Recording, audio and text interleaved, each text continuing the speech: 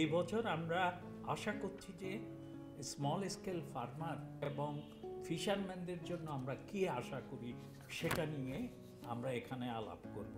Development প্রজেক্টগুলো কারণে আমাদের যে গরিব ফার্মার্স এবং কি ফিশার্সরা ক্ষতিগ্রস্ত হচ্ছে। At least 10 to 15% climate finance should be directly accessible to the FOs. NDC নিয়ে যেটা হলো, সেখানে আফালুতে তারা যেই ফোকাসটা করেছেন সেটা হলো জিএসজি এমিশনটা কমাবেন, কিন্তু এইটা কমাতে গেলে যারা প্রাইমারি স্টেক হোল্ডার তাদের ওই রিসোর্সে অ্যাক্সেস এবং ওনারশিপের জায়গাটা ধরে খুব শক্তপোক্ত কথা বলছি না। COP 30-তে যারা প্রতিনিধিত্ব করতেছে বাংলাদেশের, তাদেরকে আমাদের এই রিকমেন্ডেশনগুলো তাদের হাতে দেওয়া। We need to demand direct access to climate finance. Unless climate finance is delivered, we cannot achieve justice. যে কপগুলো হয়েছে এখানে ফিশার্স অ্যান্ড ফার্মার তাদের বিষয়টা পুরোপুরি উপেক্ষিত ছিল।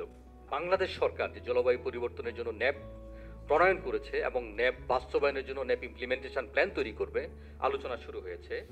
সেইখানে ওই 11টা ক্লাইমেট স্ট্রেস এরিয়ার যে সমস্ত এক্সক্লুডেড কমিউনিটি আছে তাদের জন্য আলাদা প্ল্যান তৈরি করা যায় কিনা, আমরা সেটাকে বলছি লোকাল অ্যাডাপ্টেশন প্ল্যান অথবা হচ্ছে কমিউনিটি স্পেসিফিক প্ল্যান। আমাদের দেশের নীতিগুলো বেশিরভাগই ভালো লেখা, কার্যকারিতা তুলনামূলকভাবে কম। যান্ত্রিকরণের নামে যে জিনিসগুলো আসছে, শেষে আসছে হারভেস্টিং, এগুলো কাদের কাছে আছে দেখেন, কয়টা রিয়েল কৃষকের কাছে আছে।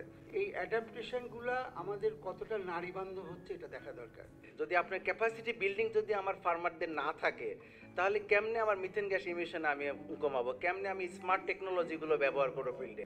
একই জায়গায় 10টা সংস্থা কাজ করছে, ওভারল্যাপিং হচ্ছে, আবার অনেক জায়গায় কিন্তু কোনো এলাকায় কাজই হচ্ছে না। একটা মনিটরিং সেটা ইউনিট থাকবে, ওই জায়গায় সব তথ্যগুলো থাকবে, যা যা দরকার ওখান থেকে সবাই নিতে পারবে।